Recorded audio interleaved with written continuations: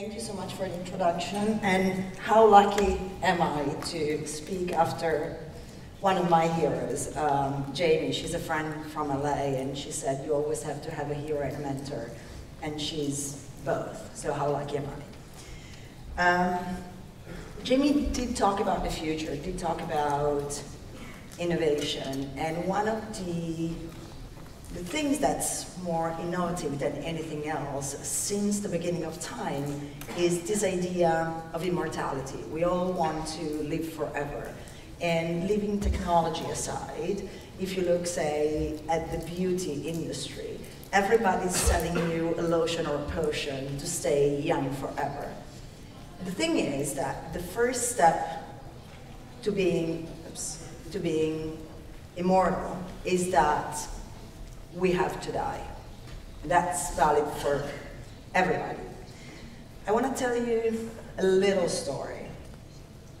On this curve that you see on the back, of me, very many years ago, I was in a car accident, and I was going to the beach. I was in my 20s. I was with my boyfriend. He hit that rock that you see on the screen, and we were thrown from the car. He died, I survived. So we were in our 20s. We didn't really think about dying. We thought about the future. We thought about being together, building life. So we didn't have a will, because who thinks about that? But if he had had a will when he died, it would have looked like something like this. Very simple, kind of snarky. I leave everything to this person, nothing to that person because they were mean to me, etc., etc. And precisely because he did not have a will, what I knew were his wishes for his afterlife, which at the time was just physical, the internet wasn't even there, were not respected. He wanted his organs to be donated, and his father was against that. He wanted his ashes to be scattered, and his father bought him a beautiful tombstone in the cemetery, lovely cemetery in Milan, but that's not what he wanted. He did not want to be under the ground. As for me, outside of feeling guilty at the time, because I had a sibling, he was an only child, I survived. It was painful, but after all, I've had a fantastic life. I have a kid, I have 2 kids, I have a husband, I have animals, I have a beautiful life. I'm here with you today. And I have things, from him. I have memories. I have a box like this where I keep his letters, I keep the gifts he gave to me, I keep memories, things that make me think of him. And the beautiful thing about this box is that I can open and close it when I want to. I can engage with his memory, with the pain, with the love, with the longing, whenever I want. When I'm not ready to do that, I close the box and I put it away. And this way, I'm able to live my life. So, how does that translate to what we do today, to how we live today? This is a letter from a father who is dying, and he wants to leave something behind for his child. And the thing he says is, if you're reading this, I am dead. So he goes on in saying a few words and says, so I wrote these letters for you. You must not open them before the right moment. Timing is everything. That's why I was able to move on, because it wasn't always in my face. Initially, the pain was really intense, and then it faded, and I can choose how to engage. However, that doesn't just apply to me, it applies to everybody. This is Jim Morrison's tombstone in Paris. I know this dates me. It's the Doors, greatest band on the planet. People choose to engage with emotions that are provoked by people. And so we might go to see a celebrity tombstone, but right now our lives have changed. We're not just made of flesh and blood and bones. We're also made of pixels. So you may not want to travel to Paris to engage with Jim Morrison, and you may not travel to the States, but you may want to go and visit Prince's Memorial. And Prince's Memorial is on the internet. You cannot go and see a physical location. However, there are other places where you see people that have passed, not just where you go and look for them. This is my LinkedIn. Charles, who you see up there, is someone I worked with when I was working in California. Every so often, when I open LinkedIn, Charles pops up, people you may know. And when I go on Facebook, this is Charles's Facebook page. Charles doesn't have a family. Nobody notified Facebook that he was dead. So 16th of April, I get a notification, it's Charles's birthday. Now, Charles was someone that I wasn't particularly close to. So for me, it's not as painful. I remember him. But this guy that you see here, Jorge, every year on April 16, he goes on Facebook and says, "Happy birthday, Charles." And I don't have the heart, nobody has the heart to tell him, look, Charles has passed.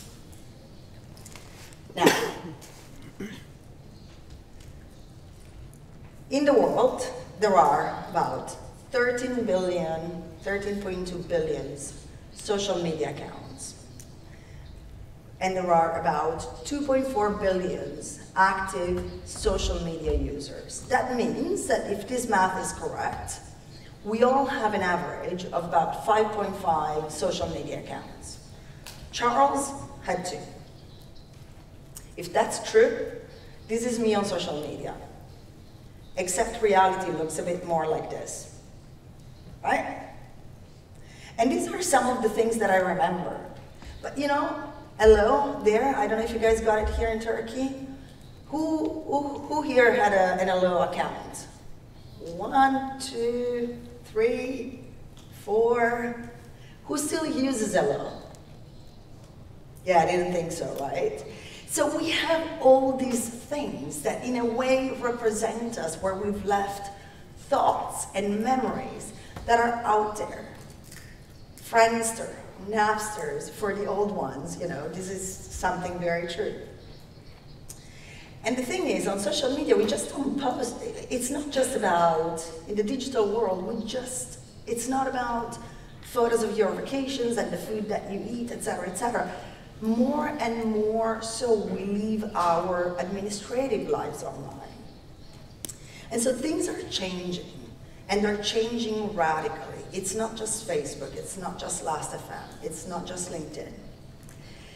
In UK, where I now live, there is an acknowledgement that when we die, there are a series of bureaucratic steps that you need to take, right? You may have your pensions, your health benefits, etc., etc.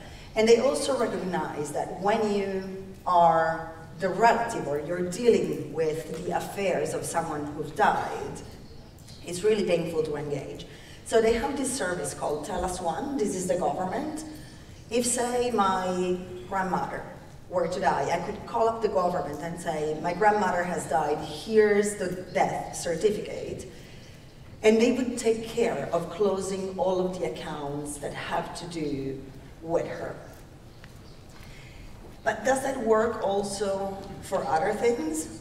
This is my friend Emma. It took her 4 months to close the electricity account for her dad. For 4 months. Every time she picked up the phone to deal with this, she was reminded that her father had died. And she wasn't reminded in a good way. She was reminded in a way that, coupled with frustration, coupled with pain, coupled with the inability to do something.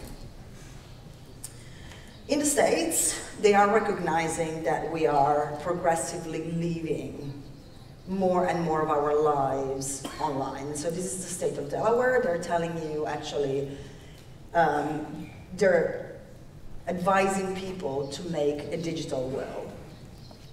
But then there are services like Yahoo that say, we're not so concerned about that because we sign agreements, that TNCs, that are unique to you as a user. You've all seen these articles, mothers that cannot get into their kids' Facebook accounts. The truth is that Facebook gives you a way of controlling, what happens to your account after you die. But it always requires an intervention on the part of someone who gets to be reminded of the fact that a loved one has died. And Apple is the same, and that's because we sign T's and C's that specify that nobody else can have access. The thing is, we are the ones who make these products, we are the ones who make these T's and C's. And the truth is that we can die at any time. This is another friend of mine, a UXer in London. His car windshield was pierced by a rebar while he was driving on the freeway. Luckily, nobody died. But the thing is that right now, something could happen. This ceiling could come down. I could die. Do I have a will? Now, what is it that you want when it comes to your digital and physical presence after you die? In the physical space, there are a lot of different possibilities. This is an Italian design contest. You can be planted and become a tree. They put you not in a coffin, they put you in a biodegradable cocoon, and you can have these memorial forests where you can be a spruce, you can be a cedar, you can be whatever you want. And actually there is a high-tech, if you want to give back to society, not just in terms of beauty and oxygen, you can actually produce electricity because the chemistry of your body decomposing produces chemical reactions that can illuminate at night. Or if you were a musician, you could keep doing music. Your body could keep doing music. You see that stick there? It's hollow. That's a wind chime. You can pop it at the window, and when the wind comes through it, you make beautiful music. It's brilliant. For me, this is what I want. I want a Viking funeral pyre. I want to be put on a boat and burned up. I don't need a physical place where to rest. But then I think it's not just about me. I have 2 daughters. And so I found that there is this place in Switzerland where you can take your ashes and get them made into diamonds. So both my daughters can have a little stone that, it's true, I see you guys laughing, but it's totally true. You can send your ashes and they come back with these beautiful diamonds. It's fantastic. The point I'm trying to make is that when it comes to our physical remains, we have plenty of say and plenty of options. When it comes to our digital assets, the reality is that even when they talk about digital wills, it's more digital vaults. And now, if you stop and think about, most of you have smartphones, most of you, all of you, I'm sure, have an email address. Do you really want someone in your family or some of your friends to go into your accounts? It's not that you live double lives. I don't lead a double life, but there are things in there that, taken outside of the context of the conversation, say, I had a fight with my husband. I send an email to my best friend saying, oh, he's so stupid, etc., etc. If he reads it after I die, what's he gonna think? What's he gonna think I was thinking? So I don't think that this is for me. In Japan, they have this service called Yahoo Endings, and I was really hopeful about that. But really what they do is they organize your funeral. There is not a whole lot out there. But there is, in the design community and in the broader community, there is a recognized need to think about the end of services as well as the beginning. So if you go on Digital Beyond, you can start finding a list of resources on this topic. Now, Google has a really interesting service that you can use, that you can begin using. So that shows that things are moving in the right direction. If you have a Google product, YouTube, Gmail, it doesn't matter what, log on to your account and look for the inactive account manager. This is a service that allows you to set a threshold, a specific threshold of inactivity, after which things are going to be triggered in your account. And what I really like is that it's very granular, so you can specify settings for each of your products. So I can decide that my email is going to be destroyed, but my YouTube videos are going to go to my daughters, and my photos that I have in an old Picasa account are going to go to my sister, etc., etc. It's really, really brilliant. And it also allows you to send an email that says, hey, I'm dead, don't worry. So, for everything else, if you want to get access, depending on the specific legislation of where you are, but if you want to get access to the accounts of the people you care for, oftentimes you have to go to court.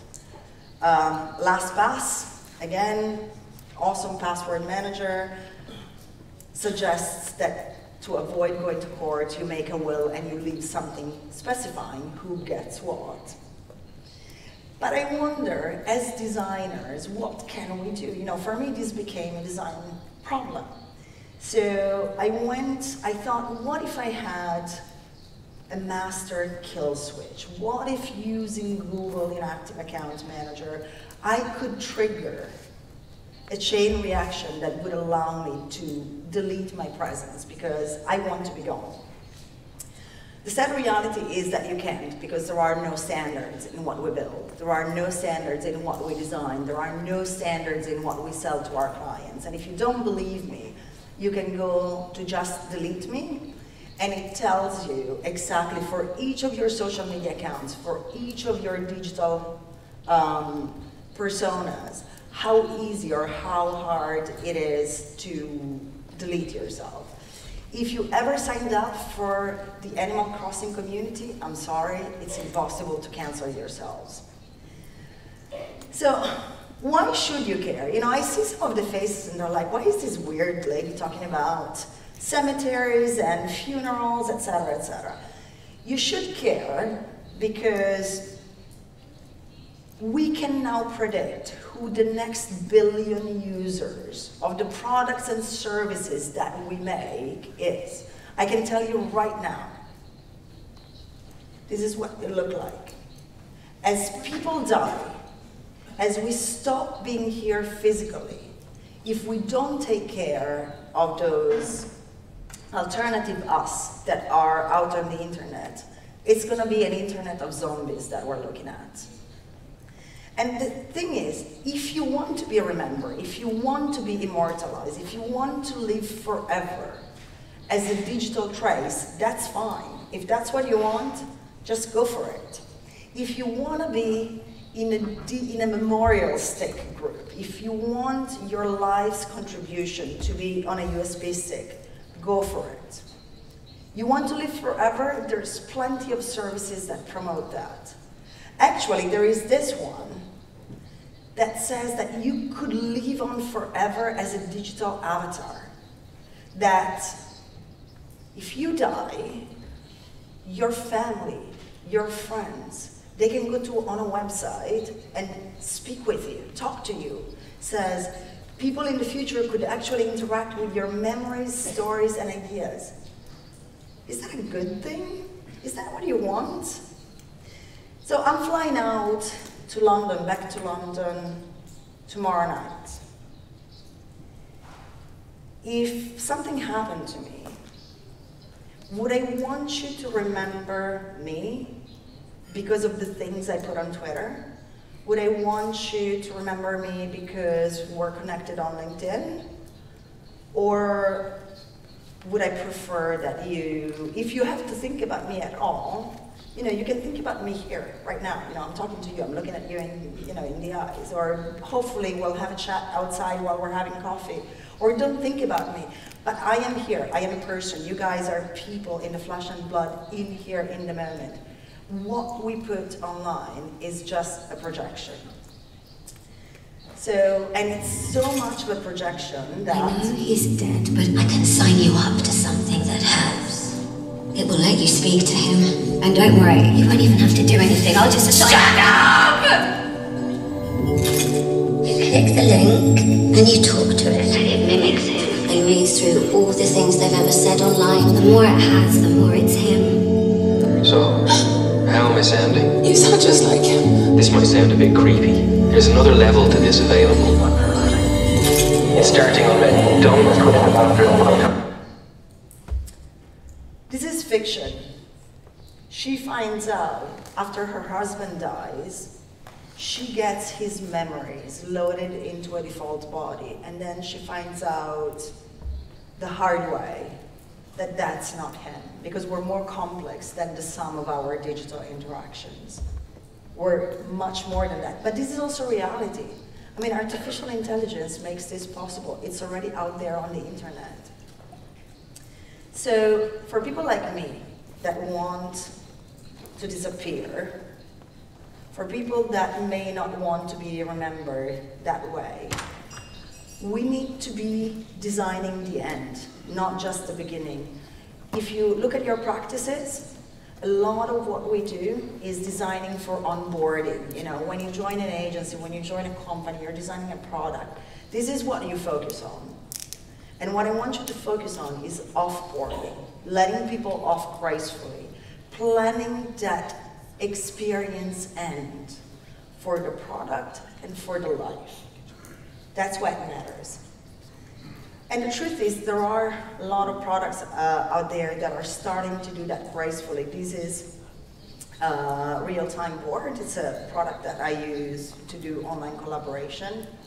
Getting off Real-Time Board is as easy as clicking a button.